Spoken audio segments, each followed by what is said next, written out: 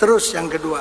ثم إن موسى أثنى على ربه تبارك وتعالى فقال الحمد لله الذي كلمني تكليما وجعل هلاك فرعون ونجاة بني إسرائيل على يدي وجعل من أمتي قوما يهدون بالحق وبه يعدلون.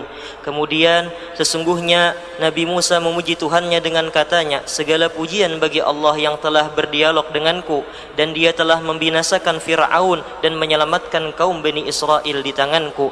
Dia juga menjadikan umatku sebagai kaum yang mengikuti kebenaran dan berlaku adil.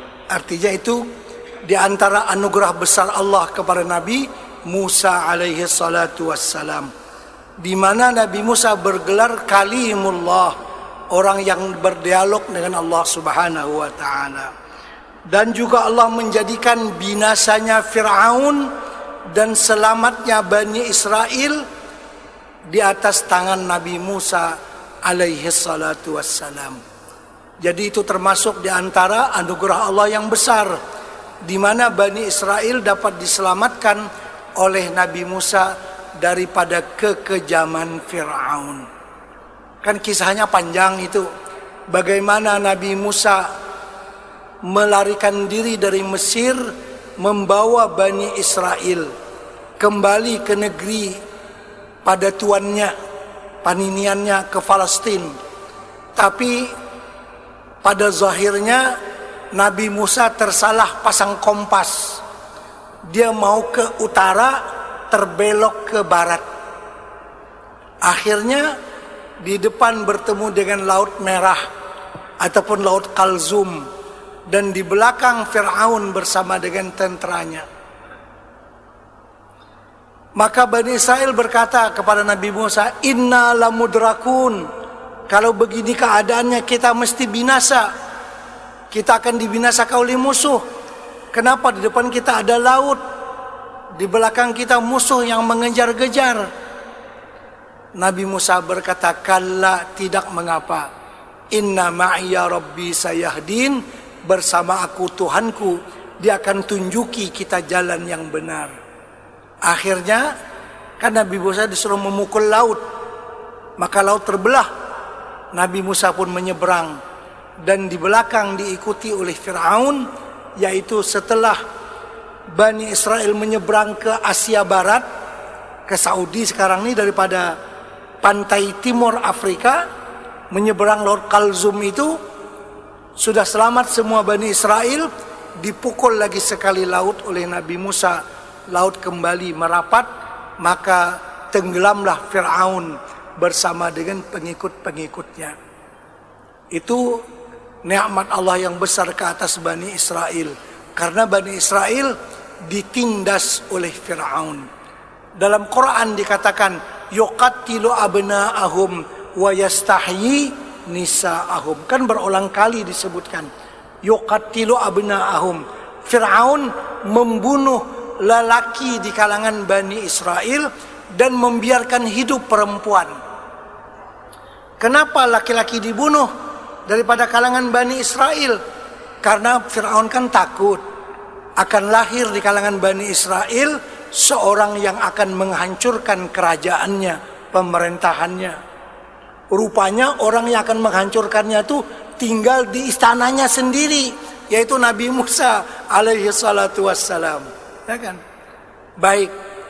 Jadi bila ada orang lahir dibunuh dari kalangan Bani Israel.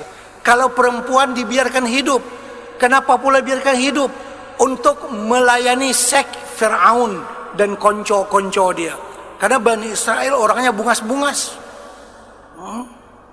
Jadi dibiarkan hidup untuk menjadi pelayan sek kepada Fir'aun dan juga segala konco-konco dia. Itu sebenarnya. Yang laki-laki dibunuh. Walaupun dengan kesombongan Fir'aun yang luar biasa. Jadi Fir'aun kesombongannya melebihi daripada tagut yang ada di dunia. Orang-orang yang kokoh besi yang ada di dunia. Kenapa? Karena Fir'aun berkata, "Ana rabbukumul a'la." Aku adalah Tuhan kamu yang tinggi.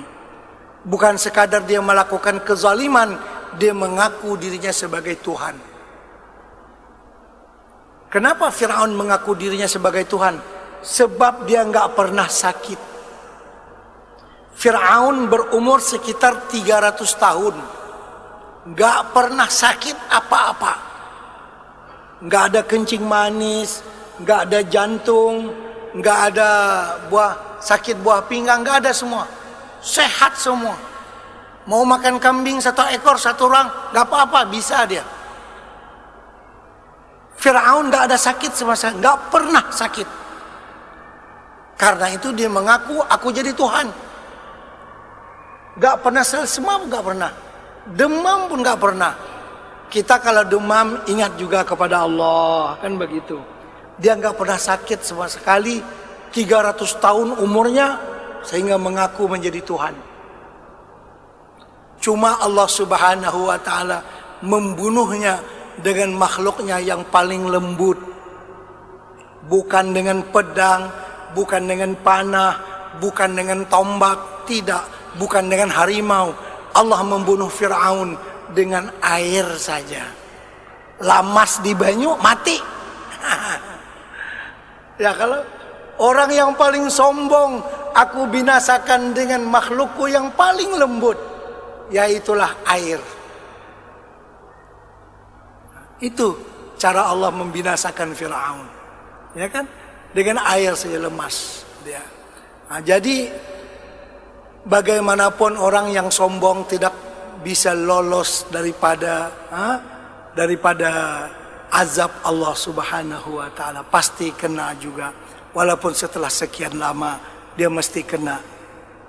Baik, jadi Allah Subhanahu wa Ta'ala menjadikan selamatnya Bani Israel sudah tidak lagi diperbudak oleh Fir'aun, dan Fir'aun pun binasa itu dengan keberkahan dakwah Nabi Musa alaihi salatu wassalam. Baik, seterusnya